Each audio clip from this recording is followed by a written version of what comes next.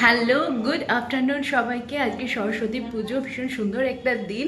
এই দিনটা আমরা বিয়ের আগে তো দারুণ এনজয় করতাম, বিয়ের পর শুধু লাঞ্চে এসে ঠেকেছে। তো নানটু এখন আমাকে নিয়ে যাচ্ছে লাঞ্চ খাওয়াতে। আজকে বেসিক্যালি আমাদের বাড়িতে বোড়ালে আমাদের দেব বাড়িতে প্রচুর আয়োজন ছিল, কিন্তু যেহেতু আমরা আলাদা করে একটু দুজনে মুহূর্ত কাটাই, তো দুপুরবেলাটা আমরা একসাথে কাটাবো আর রাত্রিবেলা হবে আমাদের গ্র্যান্ড পার্টি দেব বাড়িতে।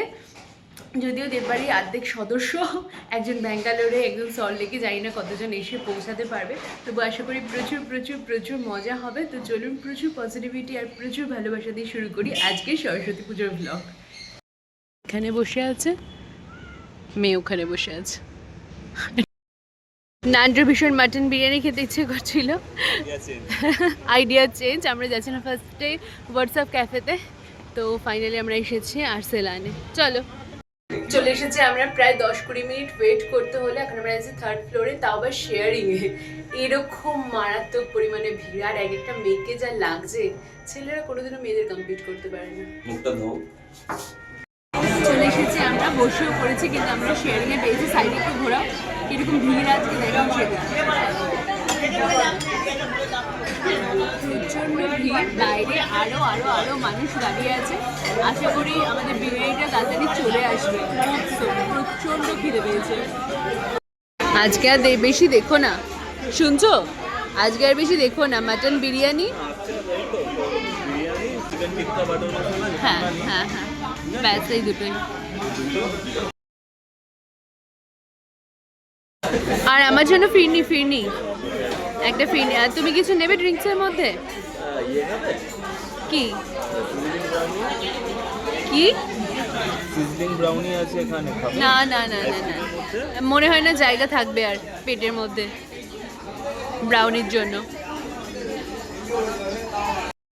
সময় লাগছে যে নান্টু বসে বসে মেনু পড়ছে। কি কি অর্ডার করছো তাহলে ফাইনালি? না, গ্রিন রিভার, হ্যাঁ হয়ে গেছে, টাইম ওয়েস্ট। এবার আমার কিন্তু পুরো একদম ছুঁচো দৌড়াচ্ছে। তুমি পিঙ্ক লেডি খাও, তোমার বয়স আছে। That was lame. আমি ওটাই খাবো। 3:30টার সময় এখানে এসেছিলাম, 5টার সময় এখানে ঢুকতে পেরেছি। এখন বাজে 6:10, এখনও এখানে বসে আছি। Thank you, happy. সবাই খাচ্ছে, আমরা আর ওনারা এই দুজন বসে আছি। তোমার কেমন লাগছে?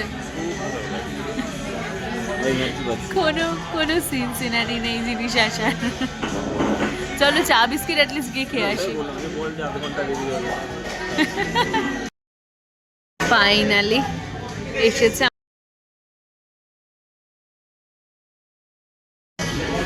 আর কই গেল? শুধু বিরিয়ানি দিয়ে গেছে। চলে এসেছে, ছোট্ট করে দেখিয়ে দিলাম কারণ খিদেতে অবস্থা খারাপ। এটা হচ্ছে মাটন বিরিয়ানি, আর তার সাথে কিছু একটা, প্লিজ ক্ষমা করবেন। খাওয়ার পুরো শেষ হয়ে যাওয়ার পর, ইভেন লেফট ওভার প্যাকিং হয়ে যাওয়ার পর এসেছে আমাদের ভার্জিন মহিতো। তবু এসেছে নান্টু। লাঞ্চ শেষ করতে করতে বেজে গেছে 6:30। স্লোমো বাদ দাও, তোমার বউ এখন কি ঘুমাবে? বউ এখন ঘুমা। আমি সুকান্ত বলি এতে পারবো না আজকে, আমার ঘুম দরকার। বাই, ব্লগ এখানেই শেষ, টাটা, গুড বাই। আমি শেষ। লাঞ্চ যদি 6:30টায় হয়, আমি কি করে সুকান্ত বলিতে গিয়ে খাবো নান্টু? সরি ছোট, সরি সোম্মা, সরি কাম্মা, সরি বাবা, আই এম ডান। চলে যাচ্ছি আমরা দুপুরে লাঞ্চ করে, সন্ধ্যায় বাড়ি গিয়ে লাগবে হচ্ছে একটা গরম গরম চা খেয়ে। তারপর হ্যালো সবাইকে, আমি ভেবেছিলাম একটু ঘুমাবো, আর অলমোস্ট একটুই ঘুমিয়েছি। এখন বাজে 11:15, রাত 11:15। ব্লগের অবস্থা খারাপ হয়ে গেছে। হয়তো 2-3 মিনিট শ্যুট করেছিলাম আর্সেলানে, তারপরে এমন শরীর খারাপ লাগছিল যে ঘুমিয়ে পড়েছি। ঘুম থেকে উঠে দেখি বাবার একটা মিস কল, সোম্মার 2খানা মিস কল, সুকান্ত পল্লীতে পনির, আলুর দম, পোলাও, ভাত, ফ্রাইড রাইস, চিকেন সব কিছু অপেক্ষা করছে। আমি ভেবেছিলাম সায়ন আর তিতলি এসে পৌঁছাতে পারবে না, আমি নিজেই পৌঁছাতে পারিনি সুকান্ত বলি। এখন গেলে প্রচণ্ড মার খাবো আমি, তো যাওয়ার কোনো চান্স নেই। আর ওই বাড়ি থেকে কেউ যে আমার জন্য একটু পোলাও আর পনির নিয়ে আসবে এরকমও নেই। নান্টুকে বললে তো আমার গলা টিপে খুন করে দেবে। ঈশান এসেছিলো, কিছুক্ষণ জাগানোরও চেষ্টা করেছে, জাগিয়ে চলে গেছে। আমি চোখ খুলতে পারিনি, আমার শরীর এত ক্লান্ত লাগছিলো। এখন আমি উঠেছি, উঠে আমি কি করব আমি জানি না, আমি নিজেই বুঝতে পারছি না আমি ব্লগ কীভাবে শেষ করব, কীভাবে কন্টিনিউ করবো, আপনাদের সাথে কী শেয়ার করব। তো এটা যদি 2-3 মিনিটের ব্লগ হয় প্লিজ আমাকে ক্ষমা করে দেবেন, কারণ এর থেকে বেশি আমি বানাতেই পারিনি আজকে। যাই হোক, আমি একটু রেডি রেডি হই, নান্টুকে ফোন করি, দেখি সমাজের কি অবস্থা। মা, মা,